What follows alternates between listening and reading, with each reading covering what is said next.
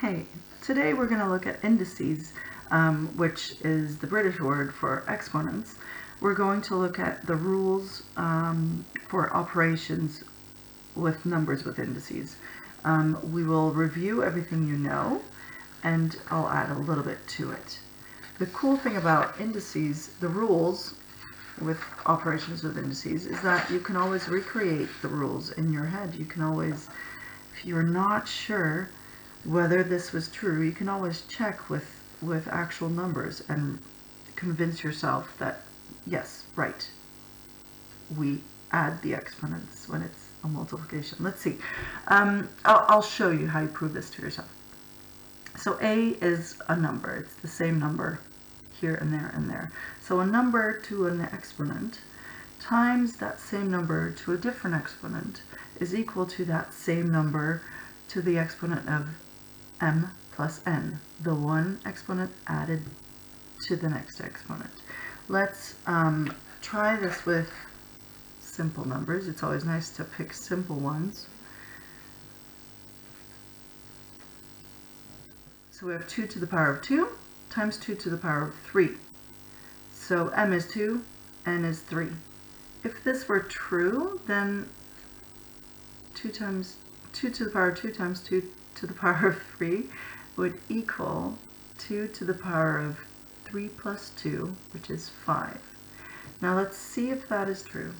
2 to the power of 2 is 2 times 2, right? Times 2 to the power of 3 is 2 times 2 times 2. Is that equal to 2 to the power of 5?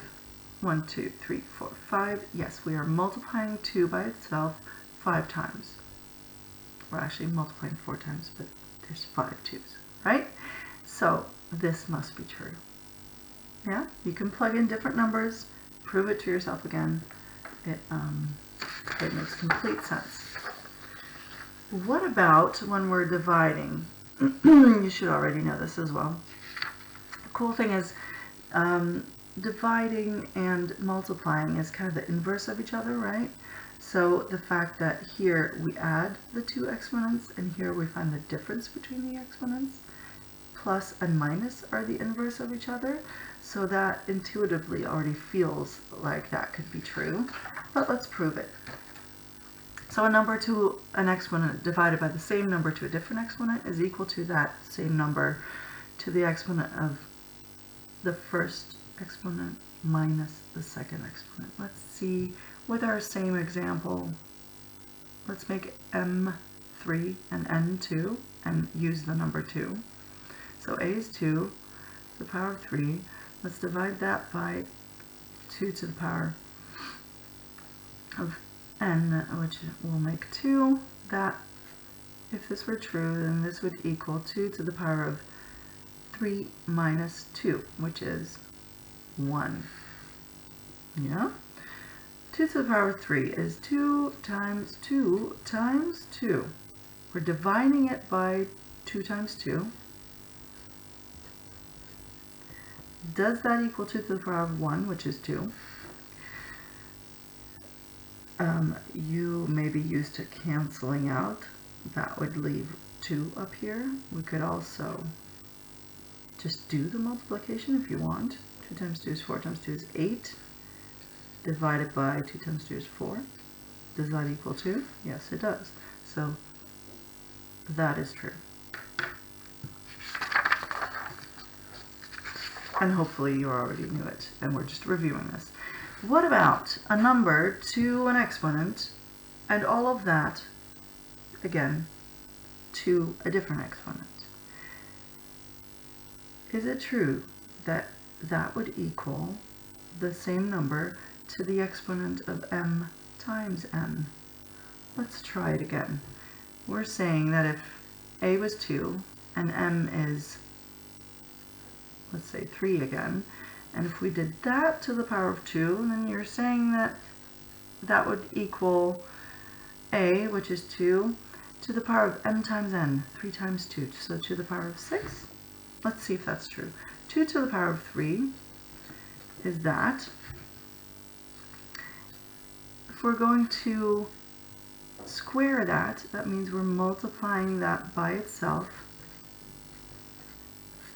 right? Is that equal to 2 to the power of 6? 1, 2, 3, 4, 5, 6.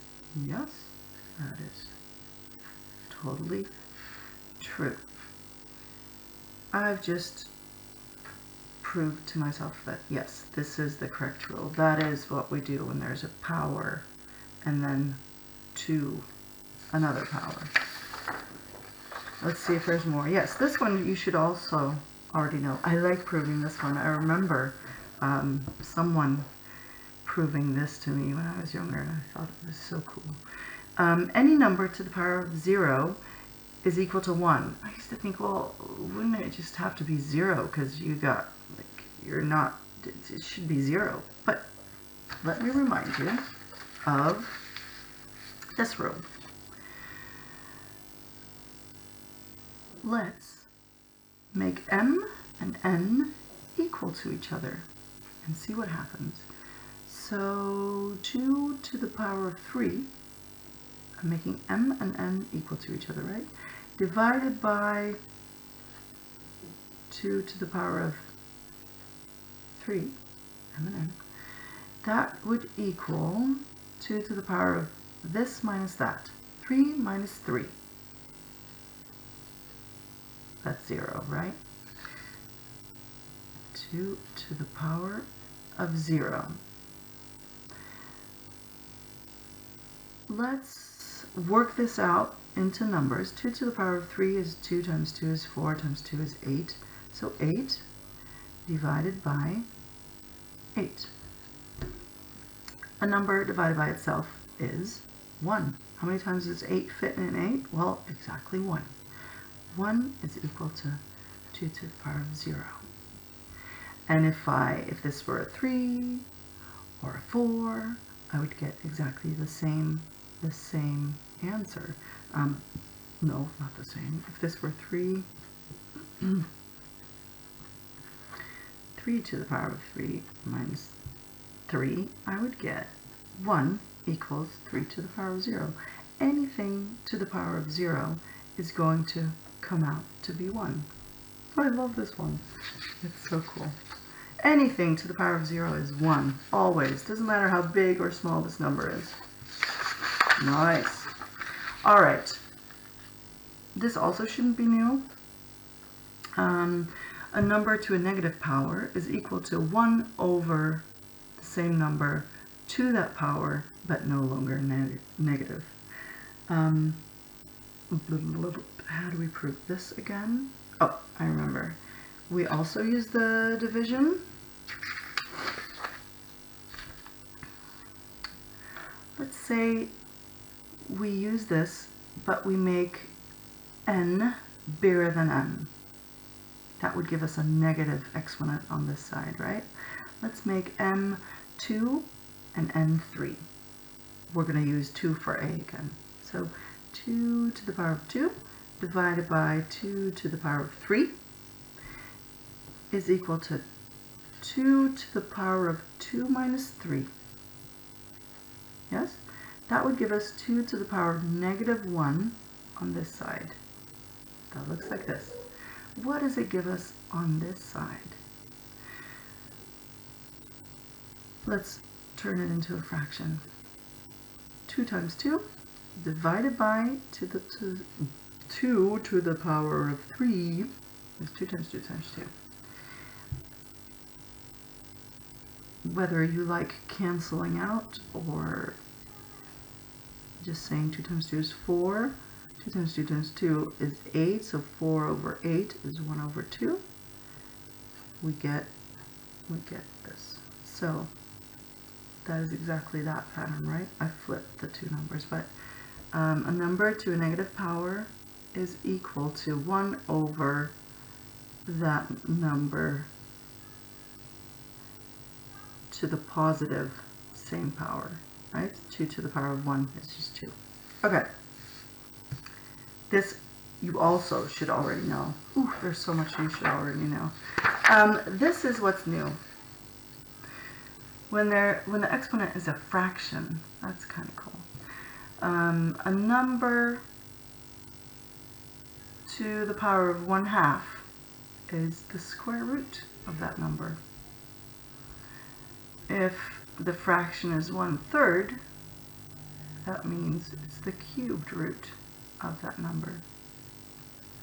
I can give you an example.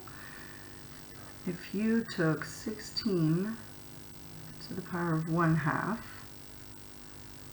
this says that that is equal to the square root of 16, right? Which is 4.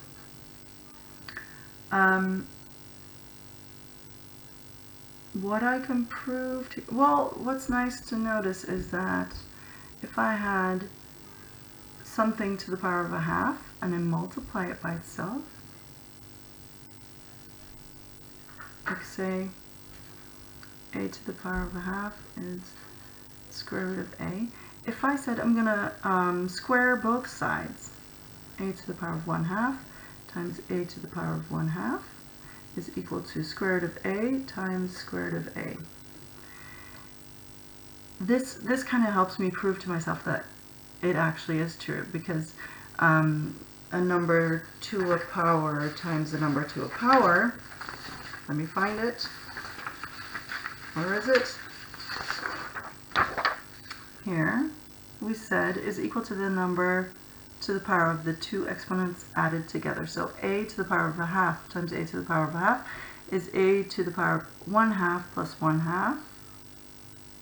I'm writing so small, which is 1. The square root of a number times the square root of the number is just the number, right? A to the power of 1 is equal to a. A is a. This shows me that it's true, right? So the number on the bottom of the fraction shows you the how manyth root it is. This is actually, you could write a 2 there. We don't usually do that. The power of 1/3 means cubed root. And I can give an example of that. Say we have 27 to the power of 1/3. That would equal the cubed root of 27, which is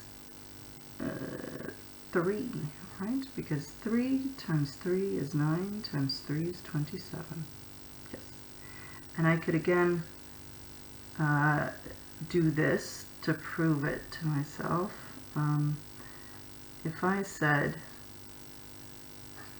I'm going to cube both sides, I would get a to the power of 1/3 times a to the power of 1/3 times a to the power of 1/3 equals cubed root of a times cubed root of a times cubed root of a. And if we add these exponents, which we learned that we should do, and we multiply 3 cubed roots together, we get a, and this, of course, is true. Even more generally, we can say a number to the power of a fraction with whatever number as the denominator is equal to that root of the number. So 1 to the power of 1 over n is the nth root of the number. Yep. Just one more, which is only the next step. Now I don't have 1 over n, but I have m over n.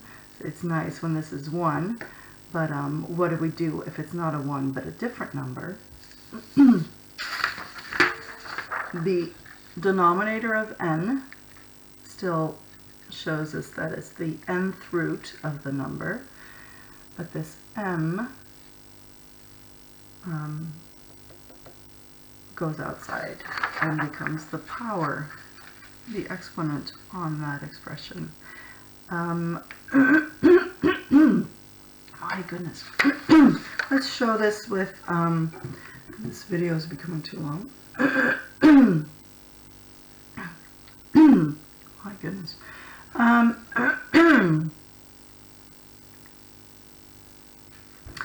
Let's show that with 125 to the power of 4 thirds. If this is true, then the 3, so it's going to be the cubed root of 125, and we're going to put an exponent of 4 on that, right? The cubed root of 125 is 5, I think. Yes, 5 times 5 is 25, times 5 is 125. Right, so 5 to the power of 4. And that is equal to 5 times 5 times 5 times 5, which is 625. It could become even more interesting when we have a fraction as an exponent, but it's also a negative fraction. Like, what do we do first? What I do first is get rid of the negative. I don't like the negative. So to a negative power is 1 over the original number to the exponent to put positive, right? That's the first step. Then we're going to say it's 1 over the 4th root of 16 and all of that to the 3rd power. What is the 4th root of 16? 2 times 2 is 4, times 2 is 8, times 2 is 16. So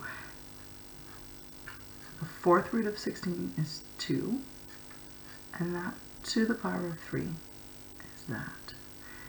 2 to the power of 3 is 2 times 2 is 4, times 2 is 8, so 1/8.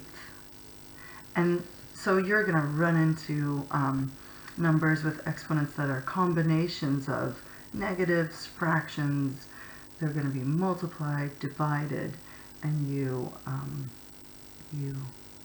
solve them with using all of the exponent or indices rules that you know. Sorry for making it too long. Good luck.